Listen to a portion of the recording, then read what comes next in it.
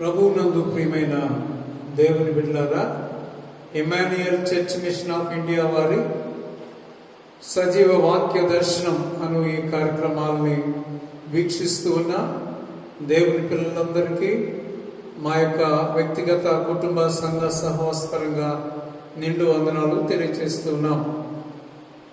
ఈ దినం మనం దేవుని వాక్యాన్ని ధ్యానం చేయడానికి ముందుగా ఒక వచనాన్ని మనం చదవాలని ఆశపడుతూ ఉన్నాం. దేవుని వాక్యంలో నుండి ఎస్కేల్ గ్రంథం 22వ అధ్యాయం 30-31 వచనాలను మనం చదువుకుందాం. నేను దేశమును పాడు చేయకుండానట్లు ప్రాకారమును దిట్టపరచుటకును బదులైన సందుల్లో నిలుచుటకును తగిన వాడెవడని ఎంత విచారించినను ఒక్కడైనను నాకు కనబడలేదు. కావున నేను నా క్రోధమును వారి మీద కుమ్మరింతును, వారి ప్రవర్తన ఫలమును వారి మీదకి రప్పించి నా ఉగ్రతాగ్ని చేత వారిని దహింతును. ఇదే ప్రభువు యెహోవా వాక్కు. చిన్న ప్రార్థన చేసుకుని దేవుని వాక్యాన్ని ధ్యానం చేస్తాం. ప్రేమగలైన కృప కలిగిన మా తండ్రి, ఈ యొక్క సమయంలో ప్రేమతో మీరు మాకు అనుగ్రహించిన వాక్య ధ్యానాన్ని బట్టి అనుగ్రహించిన అవకాశం కొరకు స్తుతులు స్తోత్రములు వందనాలు చెల్లించుకుంటున్నాం.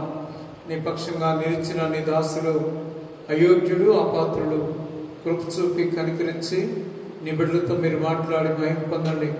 నీ దాసుని మరుగు చేసి వాక్యంలో దాగి ఉన్న నీ ప్రియమైన కుమారుడైన యేసుక్రీస్తు ప్రభువారి సర్వ పరిపూర్ణ సన్నిధి ప్రత్యక్షత మాకు అనుగ్రహించి నీ ప్రియమైన కుమారునికి మహిమ కలుగుచుండగా నీవే అంతకంతకు సమస్త మహిమ ఘనత ప్రభావాలు తెచ్చుకోమని యేసుక్రీస్తు ప్రభువారి శ్రేష్టమైన నామంలో అడిగి పొంది ఉన్నాము తండ్రి. ఆమేన్. ప్రభునందు ప్రియమైన దేవుని బిడ్డలారా, దేవుడు తన ఉగ్రతను మానవుల మీద కుమ్మరించడానికి చాలా కారణాలు దేవుని వాక్యంలో ఉన్నాయి. మరి ఐగుప్తు దేశం మీద దేవుడు తన ఉగ్రతను కుమ్మరించాడు.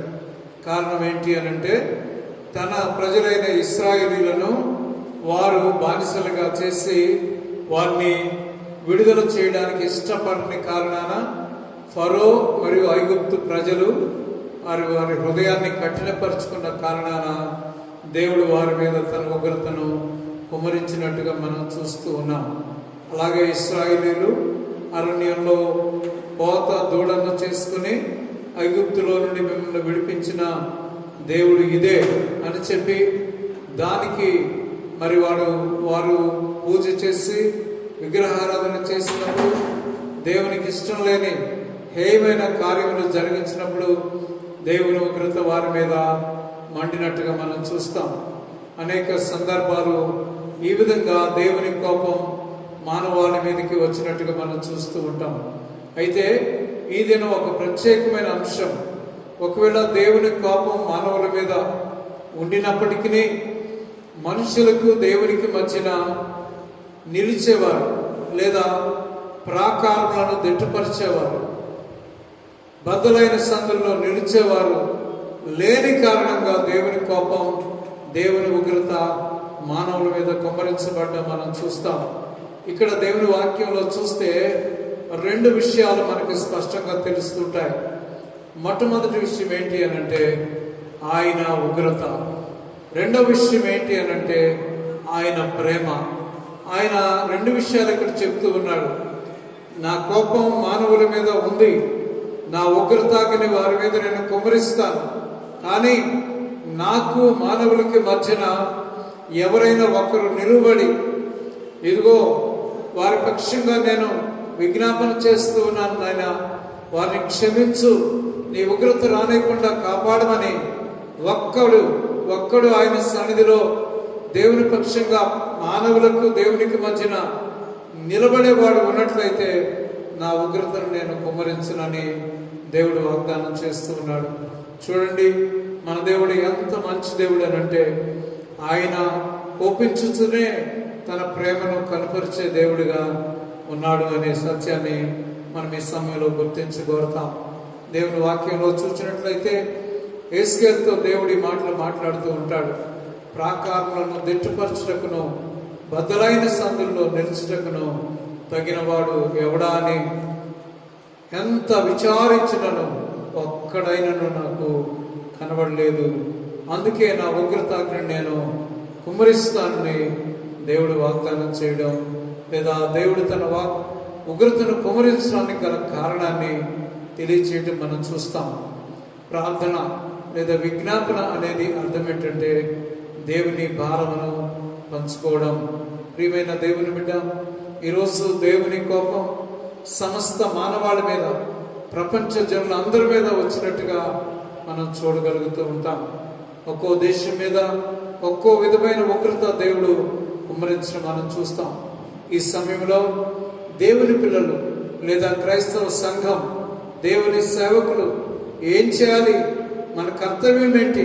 ఈ భయంకరమైన కరోనా వైరస్ అనేది విజృంభించి మరి మన యొక్క జిల్లా, రాష్ట్రం, దేశం, ఖండం, ప్రపంచాన్ని నాశనం చేస్తూ ఉండగా దేవుని పిల్లమైన మన కర్తవ్యం ఏంటి అని అంటే, దేవుడు ఒక్కని కోసం వెతుకుతూ ఉన్నాడు. ఆ ఒక్కడు ఎవరు అనంటే ప్రాకారాలను దిట్టపరచగలిగిన వారు, లేదా బదులైన సందుల్లో నిలిచి దేవునికి మానవులకి మధ్యన మొరపెట్టే వారి కోసం దేవుడు చూస్తూ ఉన్నట్టుగా మనం గమనించగలుగుతాం. ప్రియమైన దేవుని బిడ్డ, నిర్గమాకాండం 32వ అధ్యాయంలో మనం చూసినట్లయితే మోషే ఈ విధంగా దేవుని సన్నిధిలో మొరపెట్టడం మనం చూస్తాం. నిర్గమాకాండం 32వ అధ్యాయం 9వ వచనం నుండి 13వ వచనం వరకు మనం చూస్తే దేవుని వాక్యం ఎలాగో తెలియచేస్తా ఉంది. మరియు యెహోవా ఇట్లనెను, నేను ఈ ప్రజలను చూచి ఉన్నాను, ఇదిగో వారు లోబడనొల్లని ప్రజలు, కావున నీవు ఊరకుండుము, నా కోపము వారి మీద మండును, నేను వారిని కాల్చివేసి నిన్ను గొప్ప జనముగా చేసేదనని మోషేతో చెప్పగా, మోషే తన దేవుడైన యెహోవాను బ్రతిమాలుకొని, యెహోవా, నీవు మహాశక్తి వలన బాహుబలం వలన ఐగుప్తు దేశంలో నుండి రప్పించిన నీ ప్రజల మీద నీ కోపము మండనేలా, ఆయన కొండల్లో వారిని చంపునట్లును, భూమి మీద నుండి వారిని నశింపజేయనట్లును, అపకార బుద్ధితోనే వారిని తీసుకొని పోయినని ఐగుప్తులు ఎలా చెప్పుకొనవలెను? నీ కోపాగ్ని నుండి మళ్ళుకొని నీవు నీ ప్రజలకు ఈ కీడు చేయక దాని గురించి సంతాపపడుము. నీ సేవకులైన అబ్రహామును, ఇస్సాకును, ఇశ్రాయేలును జ్ఞాపకము చేసుకొనుము. నీవు వారిని చూసి ఆకాశ నక్షత్రముల వలె మీ సంతానము అభివృద్ధి చేసి నేను చెప్పిన ఈ సమస్త భూమిని మీ సంతానముకి ఇచ్చిదననియు, వారు నిరంతరమును దానికి హక్కుదారులగుదురనియు వారితో నీ తోడని ప్రమాణము చేసి చెప్పిదమనెను.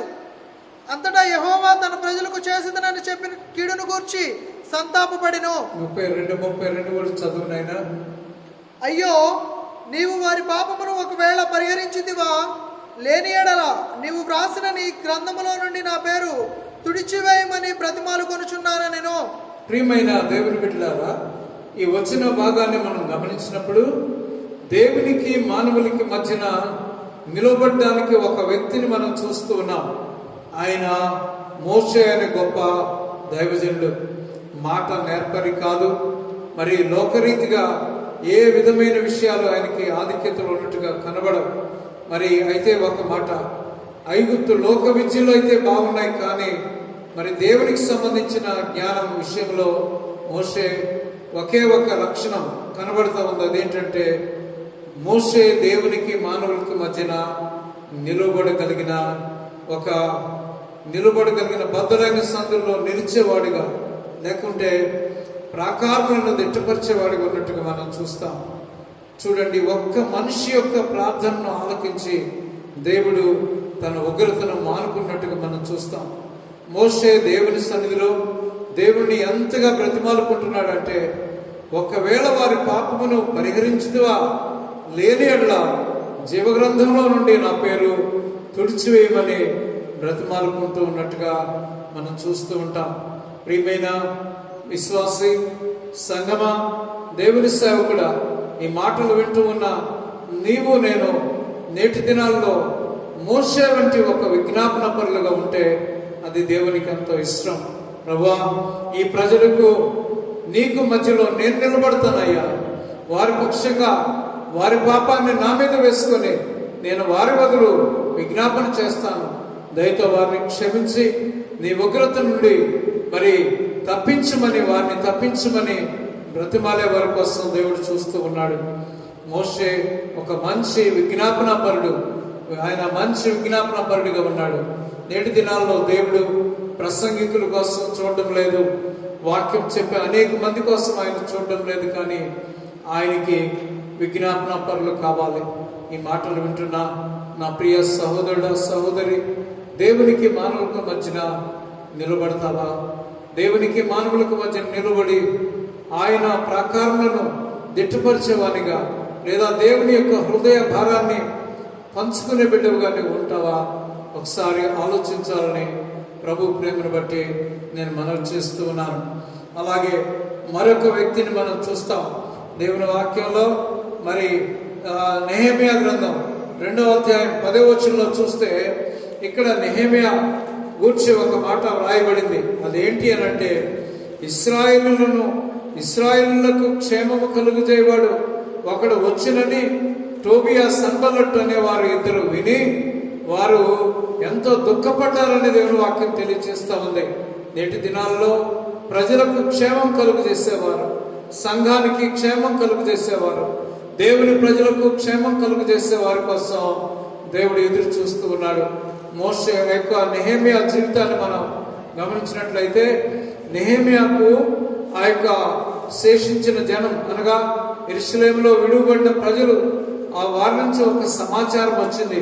యెరూషలేము గోడలు ప్రాకారములు పడగొట్టబడ్డాయి, అందులో ఉన్న ప్రజలు హింసను బాధను దుఃఖాన్ని పొందుతూ ఉన్నారనే వార్త విన్నప్పుడు అతడు దుఃఖపడి ఉపవాసం ఉండి అనేక దినములు ఆకాశమందలి దేవుడి వైపు తిరిగి దుఃఖం సల్పి ప్రార్థన చేసినట్టుగా మనం చూస్తూ ఉంటాం. మరి నేటి దినాల్లో సంఘ పరిస్థితులు ఎంత భయంకరంగా ఉన్నాయి, ప్రపంచ పరిస్థితులు ఎంత భయంకరంగా ఉన్నాయి. ప్రతి దినము ప్రతి మనుషుడు కూడా నేటి దినాల్లో కులం లేదు, మతం లేదు, ఆచారం లేదు. ఎలాంటి పరిస్థితుల్లోనైనా ఏ మనిషి అయినా ఏమో ఈ కరోనా వైరస్ మూలంగా ఏం జరుగుతుందో అని ప్రాణాల అరచేతుల్లో పట్టుకొని ప్రతి ఒక్కరు కూడా బిక్కుమంటూ బ్రతుకుతూ ఉన్న ఈ దినాల్లో సంఘం లేదా దేవుని సేవకులు, విశ్వాసులు, సంఘ నాయకులు చేయవలసిన గొప్ప పని ఏంటంటే, దేవుని పక్షంగా ప్రజల పక్షంగా నిలిచి దేవుని సన్నిధిలో విజ్ఞాపన చేసే వారి కోసం.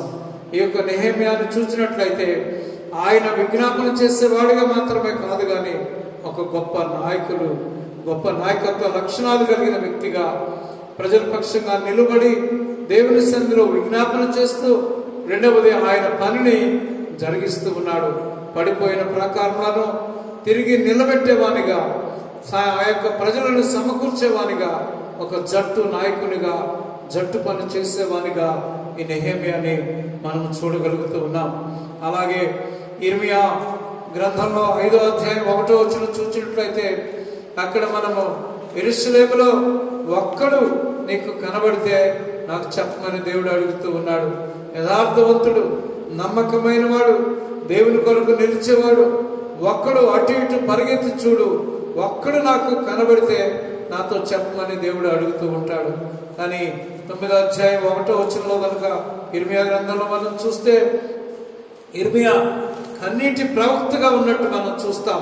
ఆయన అంటాడు, నా జిల్లలో హతులైన వారిని గురించి నా తల జలమయముగాను నా కన్ను కన్నీటి ఓటగాను ఉండును గాక అని చెప్పి నశించిపోతున్న తన ప్రజల కొరకు కన్నీటి ప్రవక్తగా ఇర్మియా ఉన్నట్టుగా మనం చూస్తాం. ఇర్మియా 40 సంవత్సరాలు దేవుని వాక్యాన్ని ప్రకటించాడు. ప్రకటన చేసిన ప్రతిసారి కన్నీటితో, దుఃఖంతో దేవుని వాక్యాన్ని ప్రకటించే ప్రవక్తగా ఉన్నాడు.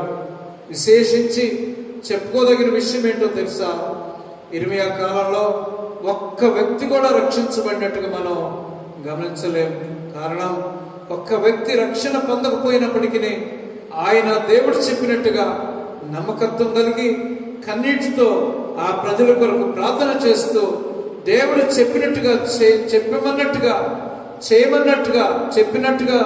చేయడానికి మాత్రమే తాను తీర్మానం చేసుకొని, మరి ఇంతకాలం నేను పరిచర్య చేశానే, ఒక ఆత్మ కూడా నాకు దొరకలేదేంటి, ఏంటి సంగతి అని చెప్పి దేవుణ్ణి ఎదురు ప్రశ్న వేయకుండా 40 సంవత్సరాలు కన్నీటితో వాక్యాన్ని ప్రకటించి వారి కొరకు ప్రార్థించిన వ్యక్తిగా ఇర్మియాను మనం చూడగలుగుతూ ఉంటాం.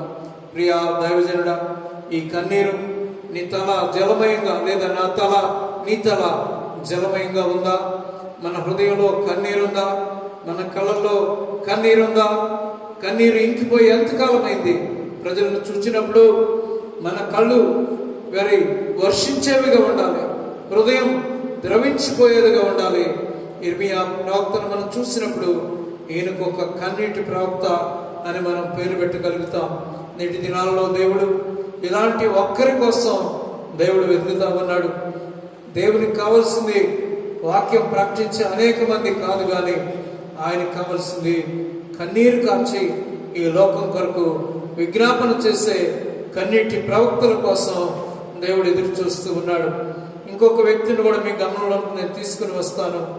రాజుల మొదటి గ్రంథం 18వ అధ్యాయం 22వ వచనాన్ని మనం చూసినట్లయితే అక్కడ దేవుని పక్షంగా ఒక వ్యక్తి నిలబడడం మనం చూస్తాం. ఆ వ్యక్తి ఎవరు అనంటే ఏలియా. ఆయన ఒక జాతీయ meeting, he called for a national meeting. ఆ యొక్క ప్రజలందరినీ, దేశంలో ఉన్న ప్రజలందరినీ, అషరాదేవి ప్రవక్తలను, బయలు దేవత ప్రవక్తలందరినీ కూడా ఒకవైపు నిలబెట్టాడు. ఏలియా ఒక్కడే ఒకవైపు నిలబడ్డాడు. దేవుని వాక్యంలో అతను మాట్లాడుతూ అంటాడు, ఏలియా అనే ప్రవక్త మాట్లాడుతూ అంటాడు, ఇదిగో ఇశ్రాయేలీయులు మరి నీ ప్రవక్తలందరినీ నాశనం చేశారు. ఇదిగో బయలు దేవతల్ని, అషరాదేవి ప్రవక్తల్ని వాళ్ళు సేవించి పూజిస్తూ ఉన్నారు. అలాంటి సమయంలో యెహోవా కొరకు రోషము కలిగి నేనొక్కడనే మిగిలి ఉన్నానని చెప్పి ధైర్యంగా దేవుని పక్షంగా ఒక్కడుగా నిలబడ్డ మనం చూస్తాం. అతడు దేవుని పక్షంగా నిలబడ్డాడు, లోకాన్ని సవాలు చేస్తూ ఉన్నాడు. నేటి దినాల్లో దేవునికి కావాల్సింది ఇలాంటి ప్రవక్తలు. ప్రియమైన దేవుని బిడ్డ, లోకాన్ని సవాలు చేయగలిగిన వారు, నేను సేవకుడినే, నేను కూడా సేవకుడినే అని చెప్పుకునేవారు దేవునికి అక్కర్లేదు. కానీ దేవుని పక్షంగా ధైర్యంగా నిలిచి లోకాన్ని సవాలు చేయగలిగిన సేవకుల కోసం దేవుడు ఎదురు చూస్తూ ఉన్నాడు. ఆ ఒక్కడుగా నీ ఉంటావా ప్రియ దైవజనుడా? నీ ఉంటావా ప్రియమైన విశ్వాసి? ఒకసారి ఈ యొక్క వ్యక్తిని చూసి మనం ఆలోచన చేద్దాం. దేవుడు ఇంకా మాట్లాడుతూ ఇంకొక వ్యక్తిని గురించి మీ కొరకు నేను జ్ఞాపకం చేయాలని ఇష్టపడుతూ ఉన్నాను. మీకు తెలిసిన వ్యక్తి యాకోబు. మరి ఆదికాండం 32:24లో మనం చూసినట్లయితే యాకోబు తన భార్యల్ని, దాసదాసీలన్నింటినీ పంపివేసి ఆ రాత్రి ఎబోకు రేవు దగ్గర యాకోబు అక్కడే మిగిలిపోయినట్టుగా మనం చూస్తాం. మరి ప్రియమైన దేవుని బిడ్డ, యాకోబు హృదయంలో ఒక ఆశ ఉంది. అదేంటి అనంటే దేవుని చేత ఆశీర్వదించబడాలి. ఆ ఆశీర్వాదం కేవలం తన స్వార్థానికి సంబంధించింది కాదు, కానీ లోకమంతా కూడా అతని ద్వారా ఆశీర్వదించబడాలని ఆశ కలిగిన వాడై, నీవు నన్ను ఆశీర్వదించితేనే కానీ నేను నిన్ను విడువను అని చెప్పి దేవుని కాళ్ళు పట్టుకున్నాడు. దేవుని గురించి, యాకోబుని గురించి దేవుని వాక్యం ఎలాగో సెలవిస్తా ఉన్నది. హోషేయ గ్రంథం 12వ అధ్యాయం మరి 3-4 వచనాలు లేదా 5వ వచనం 4వ వచనం మనం చూసినట్లయితే అక్కడ ఎలాగో చెప్తుంది, యాకోబు తల్లి గర్భమందు యాకోబు తన సహోదరుని మడిమ పట్టుకొనును, అతడు దూతతో పోరాడి జయమందును, అతడు కన్నీరు విడిచి అతని బతిమాలుకొందును, అతడు జయమందునని దేవుని వాక్యం మనం చూస్తున్నాం. దేవుడు బేతేలులో ఆయన అతనికి ప్రత్యక్షమాయను అని దేవుని వాక్యంలో మనం చూస్తాం. ఇతనికి ఒక పట్టుదల ఉంది. ఏంటి అనంటే చాలాసార్లు మనం ప్రార్థన చేస్తాం. ప్రార్థన చేసిన తర్వాత ప్రార్థనకు దేవుడు జవాబిచ్చే టైంలో ప్రార్థనలోంచి బయటకు వచ్చేస్తాం. ఇది మన దౌర్భాగ్యం. చూడండి ప్రియమైన దేవుని బిడ్డ, నీవు ప్రార్థన చేసినప్పుడు దేవుడు నీకు జవాబిచ్చేంత వరకు దేవుని సన్నిధిలో కనిపెట్టే ఓర్పు, సహనం దేవుని పిల్లలమైన మనకి అవసరం అనేది యాకోబు జీవితం ద్వారా మనం చూడగలుగుతాం. యాకోబు దేవుని కాళ్ళు పట్టుకున్నాడు, దేవుణ్ణి కదలనివ్వలేదు. అక్కడ మనం అంటాం దూతతో పోరాడి జయముందాడు అని అంటే మనం అనుకుంటాం it was not a wrestling, అంటే యుద్ధం చేసినట్టు కాదు, కానీ దేవుని కాళ్ళు పట్టుకోవటం ఎలాగో యాకోబు నేర్చుకున్నాడు.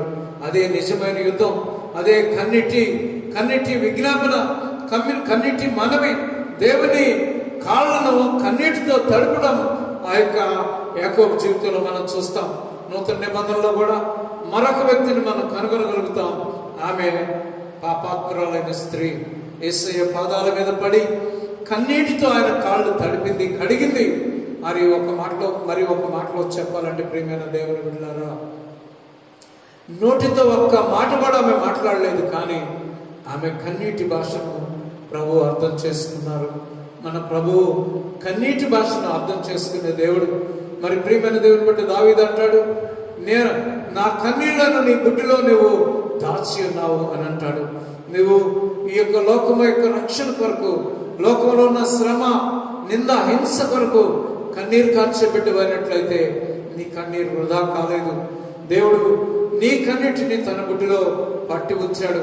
ఒక్కొక్క దినాన నీ ప్రార్థనకు ప్రతిఫలం ఇవ్వడానికి ఆయన సిద్ధంగా ఉన్నాడనే విషయాన్ని ఈ యొక్క యాకోబు జీవితం ద్వారా మనం గ్రహించగలుగుతాం. ప్రియమైన దేవుని బిడ్డలారా, దానియేలు గ్రంథంలో కూడా మనం చూసినట్లయితే దానియేలు మరి 5వ అధ్యాయం 11వ వచనంలో చూస్తే, ఇగో ఈ దేశంలో దానియేలు ఒక మనుష్యుడు ఉన్నాడు, అతడు పరిశుద్ధ దేవతల ఆత్మ కలిగిన వాడు అని ఆ రాజు యొక్క భార్య రాజుకు సాక్ష్యం ఇస్తా ఉంది.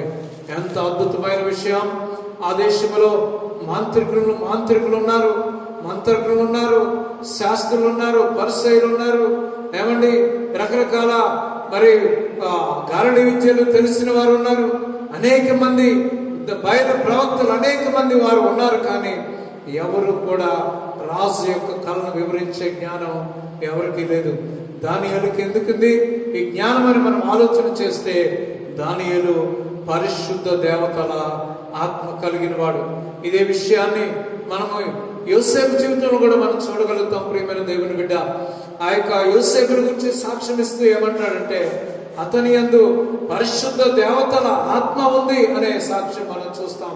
కనుకనే కళలను, మర్మములను వివరించగలిగిన శక్తి ఈ లోకంలో ఒక పరిశుద్ధాత్మ దేవునికి తప్ప ఈ ప్రపంచంలో ఎవరికి లేదు అనే విషయాన్ని మనం గుర్తుంచుకుందాం. ప్రియమైన దేవుని బిడ్డ, దేవుని సేవకుడిని, దేవుని విశ్వాసిని, దేవుని బిడ్డని చెప్పుకుంటున్నా నీవు దేవుని ఆత్మ కలిగిన వారంగా, అనగా పరిశుద్ధ దేవతల ఆత్మ లేదా పరిశుద్ధమైన ఆత్మ కలిగిన బిడ్డలంగా మనం ఉన్నామా? లోకం మనల్ని చూసి సాక్ష్యం ఇవ్వగలదా? ఇతను పరిశుద్ధ దేవతల ఆత్మ కలిగిన వాడు, ఈమె పరిశుద్ధ దేవతల ఆత్మ కలిగింది అనే సాక్ష్యం ఇవ్వగలిగిన బిడ్డలుగా మరి మన గురించిన సాక్ష్యం లోకంలో ఉందా? ఒకసారి దేవుని పిల్లల మీద మనం ఆలోచన చేయాలి.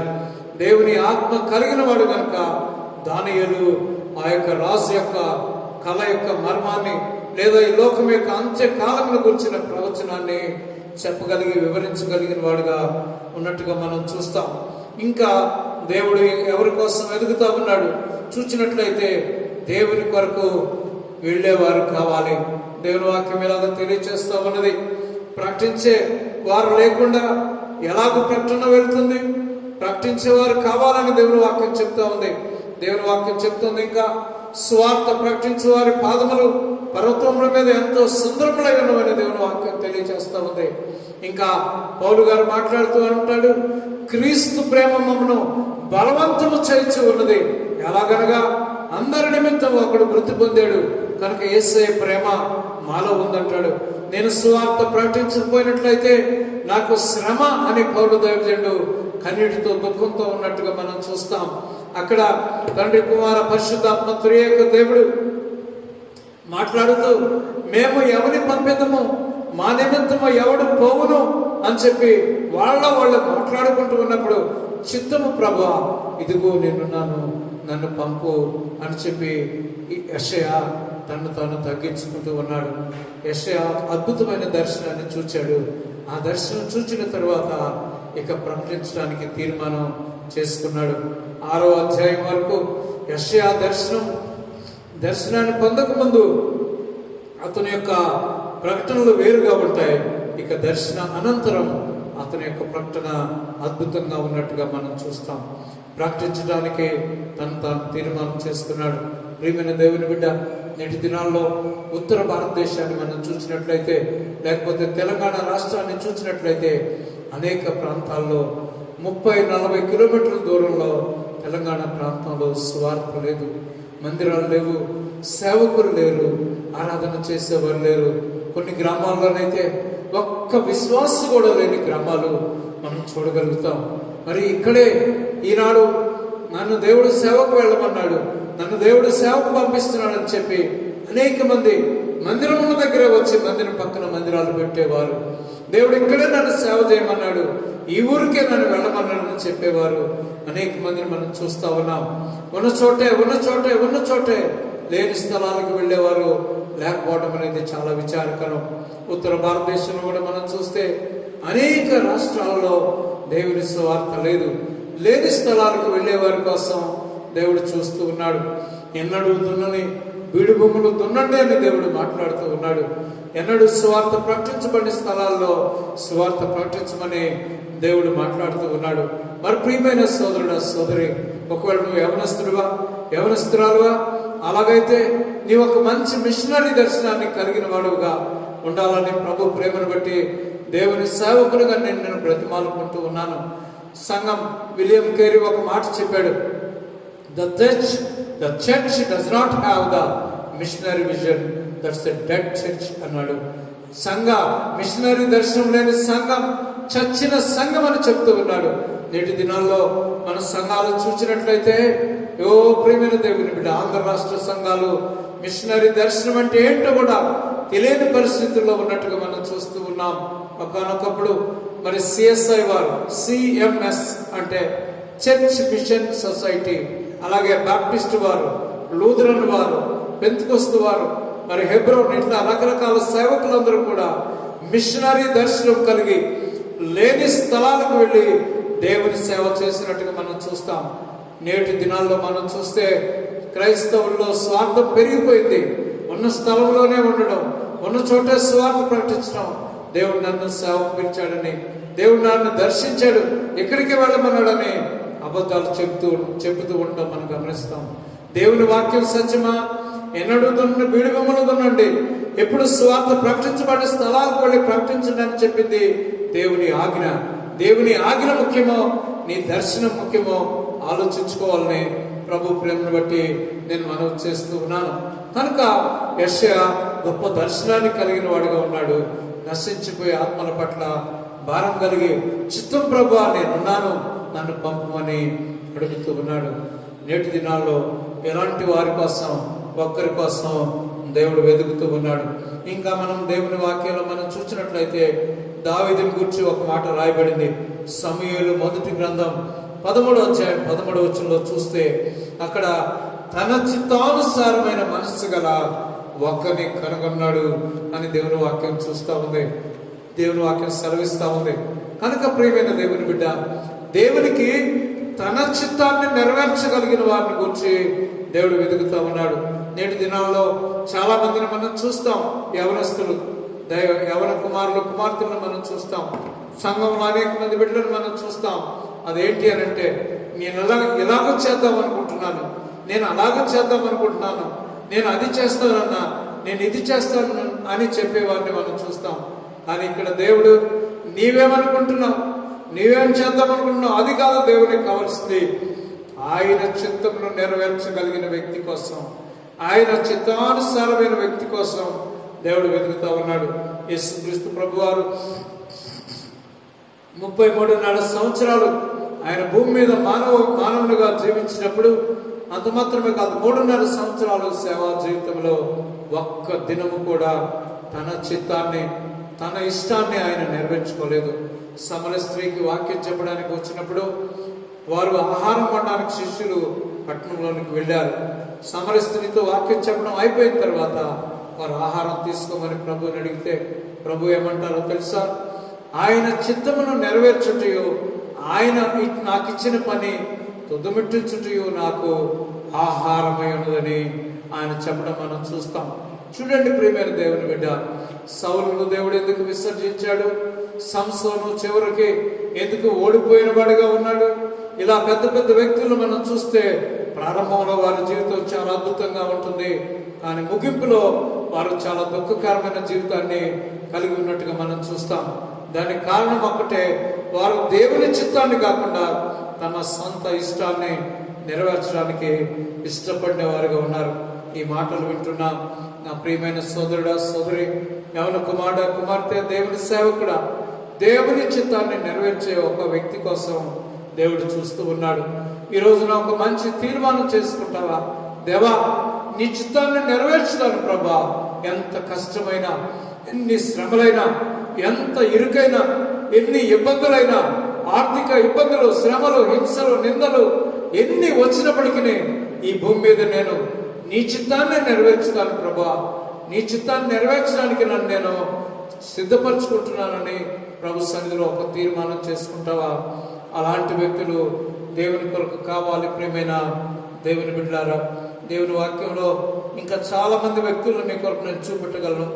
119వ కీర్తన 136వ వచనంలో, నీ ధర్మశాస్త్రమును ప్రజలు అనుసరించని కారణాన, లేదా ధర్మశాస్త్రాన్ని అనుసరించి జీవించని కారణాన నా కన్నీరు ఏరులై పారుచు ఉన్నదని చెప్పి 119, 136లో ఎజ్రా శాస్త్రి మాట్లాడుతూ ఉన్నాడు. చూడండి, నేటి దినాల్లో దేవుని సేవకులు, అయ్యో ఈ సంఘం దేవుని వాక్యాన్ని నెరవేర్చడం లేదు, దేవుని వాక్యాన్ని అనుసరించి జీవించట్లేదు, ఇదిగో నేను దేవుని వాక్యాన్ని అనుసరించి జీవించలేని వానిగా ఉన్నాను, నా కుటుంబం దేవుని వాక్యాన్ని అనుసరించి జీవించేదిగా లేదు, నా సంఘం దేవుని వాక్యాన్ని అనుసరించి నడుచుకోవడం లేదని చెప్పి దుఃఖపడే దేవుని సేవకులు ఎవరైనా ఉన్నారా? ఆలోచన చేద్దాం. నేటి దినాల్లో ఇలాంటి సేవకుల కోసం దేవుడు వెతుకుతూ ఉన్నాడు. ఏదో నేను చెప్పేది చెప్పుకుపోతాను, వాళ్ళు వినేది వింటారు, వింటే వింటారు, లేకపోతే లేదు అని చెప్పి వదిలేసే సేవకులను నేటి దినాల్లో మనం గమనించగలుగుతాం. ప్రియమైన దేవుని బిడ్డ, మంచి గొర్రెల కాపరి తన గొర్రెల కొరకు తన ప్రాణం పెట్టునని దేవుని వాక్యం తెలియజేస్తూ ఉంది. దేవుని పిల్లలు దేవుని వాక్యాన్ని అనుసరించి జీవించినందువల్ల సేవకుడు దుఃఖపడేవాడుగా ఉండాలి, దేవుని సన్నిధిలో కన్నీరు కార్చేవాడుగా ఉండాలి. అలాంటి వ్యక్తుల కోసం దేవుడు ఎదురు చూస్తూ ఉన్నాడు. మరి ప్రియ దైవజనుడా, అలాంటి సేవకునిగా ఉంటావా? ఒకసారి ఆలోచన చేయాలని ప్రభు ప్రేమను బట్టి నేను మనవి చేస్తూ ఉన్నాను. 59వ యెషయా గ్రంథం 59వ అధ్యాయం 16వ వచనంలో, మధ్యవర్తి లేకుండా చూచి ఆయన ఆశ్చర్యపడెను అని దేవుని వాక్యంలో మనం చూస్తాం. దేవుని వాక్యాన్ని మనం గమనిస్తే, మరి ప్రియమైన దేవుని బిడ్డ, దేవునికి మానవునికి మధ్యన నిలబడే మధ్యవర్తి కావాలి. ఆకాశానికి భూమికి మధ్యన, పాపులకు పరిశుద్ధులైన దేవునికి మధ్యన, పాపమునకు పరిశుద్ధతకు మధ్యన, దేవుని ఉగ్రతకు మానవులకు మధ్యన నిలబడే వ్యక్తి కోసం దేవుడు చూస్తా ఉన్నాడు. ఇదిగో చిత్తము, నీ చిత్తమును నెరవేర్చుటకు నేను వచ్చి ఉన్నానని చెప్పి, నీ గ్రంథపు చుట్టూలో నన్ను గురించి రాయబడిన ప్రకారము ఇదిగో నీ చిత్తమును నెరవేర్చుటకు నేను వచ్చి ఉన్నానని చెప్పి యేసు ప్రభు మాట్లాడుతూ ఉన్నాడు. చూడండి ప్రియమైన దేవుని బిడ్డ, ఒక ధనవంతులు పెంచుకుంటారు, నేను అక్కడికి వెళ్ళు అని అంటే సంతోషంగా వెళ్ళగలుగుతాం. నీ ప్రాణం ఇవ్వడానికి వెళ్ళాలి, నువ్వు చనిపోవడానికి వెళ్ళాలి. అది కూడా ఒక పాపి కొరకు ప్రాణం పెట్టాలి, పాపల కొరకు ప్రాణం పెట్టాలని తెలిసి కూడా ఎవరైనా వస్తారా? అందుకే దేవుని వాక్యం ఎలా వచ్చి తెలియజేస్తూ ఉంది, మనం ఇంకను పాపులమై ఉండగా, మనం ఇంకను బలహీనమై ఉండగా, మనం ఇంకను భక్తిహీనమై ఉండగా, మనం ఇంకను అనీతిమంతులమై ఉండగా, మనం ఇంకను శత్రువులమై ఉండగా ఆయన మనల్ని ప్రేమించి మన కొరకు తన ప్రాణం పెట్టాడు. ఆకాశానికి భూమికి మధ్యన వేలాడిన యేసయ్యను మనం చూస్తాం. ఆయన పాపులకు పరిశుద్ధులకు మధ్యన ఆయన వేలాడినట్టు, పరిశుద్ధులైన దేవునికి మధ్యన వేలాడినట్టు మనం చూస్తాం.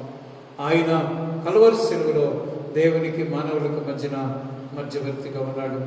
పరలోకానికి నరకానికి మధ్యన ఆయన వేలాడాడు.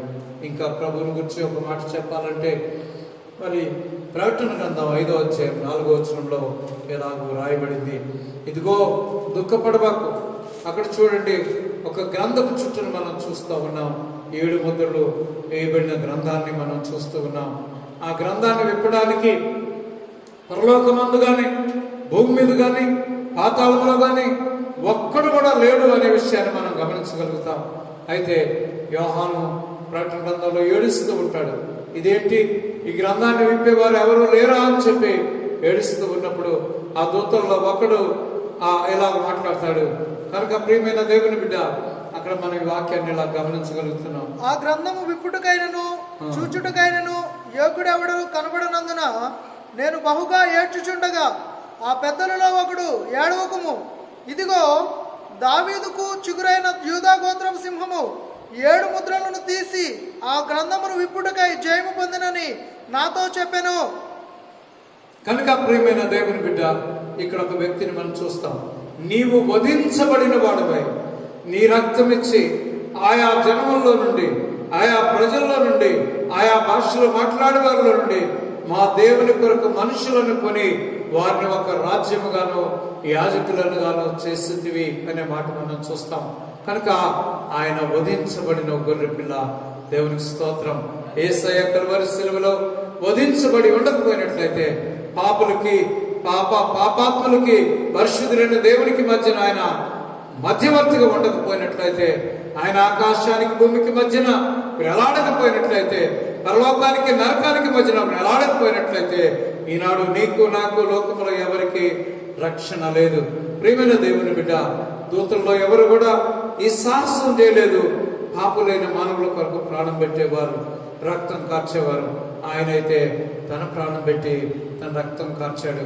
అందుకే దేవునికి అంటాడు, దేవుడు తండ్రి అయిన దేవుడు మాట్లాడుతూ ఒక మాట చెప్తాడు, ఈయన నా ప్రియ కుమారుడు, ఈయన యందు నేను ఆనందించుచున్నాను అని అంటాడు. మరి ప్రియ దైవజనుడా, ప్రియ సోదరుడా, సోదరి, యవన కుమారుడు, కుమార్తె, ఈ మాటలు వింటూ ఉన్న నీవు దేవుని కొరకు ఇష్టమైన బిడ్డగా ఉంటావా? దేవునికి మానవులకు మధ్యవర్తిగా, ప్రాకారాలను దిట్టుపరిచే వ్యక్తిగా, బదులైన సందులో నిలిచే వ్యక్తిగా ఉంటావా? ఉన్నట్లయితే అట్టి బిడ్డల కోసం దేవుడు ఎదురు చూస్తూ ఉన్నాడు. ఈనాడు నీవు ఆయన కొరకు నిలబడితే నువ్వు నిజమైన సేవకుడిగా ఉండడానికి దేవుడు ఇష్టపడుతూ ఉన్నాడు. ఈ మాటలు మరి నిజంగా నీ హృదయాన్ని మరి కదిలించి వేసినట్లయితే, ఈ మాటలను బట్టి ఈ నేటి దినాన లోకం మీదకి వచ్చిన ఈ శ్రమ నిమిత్తమై దేవుని సేవకులమైన మనం, లేదా సంఘమైన మనం, దేవుని పిల్లమైన మనం ఏం చేయాలనే కర్తవ్యం మన ముందు ఉన్నట్లయితే కళ్ళ ఉంచండి. చిన్న ప్రార్థన చేసుకుంటాం. ప్రేమగలనైనా ఈ సమయంలో మీరు నాతో మాతో అందరితో మాట్లాడినందుకు వందనాలు. ప్రాకారణను దెట్టుపరిచే వారి కోసం, బద్దలైన సందులో నిలిచే వారి కోసం వెతుకుతూ ఉన్న తండ్రి నీకు వందనాలు ప్రభా. ఆ దినాన ప్రభా అబ్రహాము, మోషే, పౌలు, ఎజ్రా, నెహెమ్యా, దానియేలు, ఎస్తేరు, మొర్దెకై, ఇర్మియా, హెజ్కేలు, ఏలియా వంటి అద్భుతమైన ప్రవక్తలు నీ కొరకు నిలబడ్డారు ప్రభా. పాపులకు మానవులకు మధ్య నిలబడ్డారు ప్రభా. మానవులకు దేవునికి మధ్య నిలబడ్డారు ప్రభా. ప్రాకారాలను దిట్టపరిచేవారిగా, బద్దలైన సందుల్లో నిలిచేవారిగా నిలబడి ప్రభా, నీ పాదాలు పట్టుకొని దానియేలు అయితే ఎంతో కన్నీరు కార్చి తన ప్రజల పాపాన్ని సన్నిధిలో ఒప్పుకున్నాడు. మోషే దైవజనుడు అయితే ఒకవేళ వారి పాపమును పరిహరించుతూ సరే జీవగ్రంథంలో నుండి నా పేరు తుడిచివేయమని చెప్పి ఆ యొక్క ప్రార్థన చేస్తూ ఉన్నాడు. పౌలు దైవజనుడైతే నా దేహ సంబంధులైన ఇశ్రాయేలు రక్షణ పొందాలని నా హృదయాభిలాష అయింది. ఒకవేళ నా దేశ సంబంధులైన ఇశ్రాయేలు కొరకు నేను క్రీస్తు నుండి వేరాయి శాపగ్రస్తున్నై ఉండగోరుతానని చెప్పి ఎంతో కన్నీటితో, హృదయ వేదనతో ఈ మాటలు పలికినట్టుగా మనం చూస్తాం. ఆయన స్తోత్రం. ఆయన అట్టి బిడ్డలను మీరు లేవనెత్తండి ప్రభా. మీ చిత్తమైతే అట్టి వారిలో మేము కూడా ఒకరుగా ఉండడానికి కూడా చూడమని ఈ వర్తమానాన్ని మీరు ముద్రించండి, పరిపులోకి తీసుకురండి. ఫలము నిలిచి ఉన్నట్లు సహాయం చేయకపోవా. నిలిచి ఉన్నానని తలచుకుంటూ ఉన్న నేను చెడిపడిపోకుండా నీ కృపను బట్టి కాపాడబడినట్లు సహాయం చేయమని యేసయ్య పరిశుద్ధ నామములో అడిగి పొంది ఉన్నాము తండ్రి. ఆమేన్. ఆమేన్. ఈ మాటలు ఇప్పటి వరకు ఆలకించిన ప్రియమైన దేవుని బిడ్డలందరికీ మరొకసారి నా వ్యక్తిగత కుటుంబ సంఘ సహవాసపరంగా నిండు వందనాలు తెలియజేస్తూ మీ యొద్ద సెలవు తీసుకున్నది బ్రదర్ టి పరంజ్యోతి. యేసుక్రీస్తు ప్రార్థనా మందిరం, Emmanuel church mission of India, Polsetpadu గ్రామం, పిన్ కోడ్ నంబర్ 521227. ఫోన్ నంబర్లు 9701941251, 8500731791. మా ఈమెయిల్ అడ్రస్ కూడా నోట్ చేసుకోండి. ఒకవేళ కొత్తగా ఈ మీడియా ముందు మాట్లాడడం కనుక పెద్దలైన వారి నాలో తప్పులు సవరణలు ఏమైనా చేయదలుచుకున్నప్పుడు కూడా ఈమెయిల్ ద్వారా కానీ ఫోన్ ద్వారా కానీ తెలియజేసి సలహాలు ఇవ్వచ్చు. ఇంకా మీలో ఎవరికైనా ప్రార్థన అవసరతలు ఉన్నట్లయితే మాకు రాయండి. మీకోసం మేము మాత్రమే ప్రార్థన చేస్తామనేది కాదు, కానీ మీరు కూడా మీ నిమిత్తం ప్రార్థన చేసుకోవాలి, అనేకుల కోసం మీరు ప్రార్థన చేయాలి. కనుక ఈ యొక్క విపత్కర పరిస్థితుల్లో మనం చేయవలసిన ముఖ్యమైన విషయం ఏంటంటే, దేవుని సన్నిధిలో మన యొక్క జిల్లా కొరకు, రాష్ట్రం కొరకు, దేశం కొరకు, ఖండం కొరకు, ప్రపంచంలో ఉన్న ప్రతి ప్రజ కొరకు కన్నీటితో ఈ కరోనా వైరస్ నుండి తన ఉగ్రతను దేవుడు మళ్లించుకొని ప్రజలందరినీ తప్పించినట్లు, వారి పాపాన్ని ఒప్పుకొని చేసి వారి పరిశుద్ధులుగా మార్చిబట్టు కొరకు తన ఆత్మను కుమ్మరించినట్లుగా దేవుని పిల్లలమైన మనం ప్రార్థన చేయాలని మనం చేస్తూ మీ యొద్ద సెలవు తీసుకుంటూ ఉన్నాను. దేవుడు మిమ్మల్ని అందరినీ దర్శించి, రక్షించి, దీవించి, ఆశీర్వదించి వర్ధిల్ల చేయునుగాక. ఆమేన్. వందనాలు.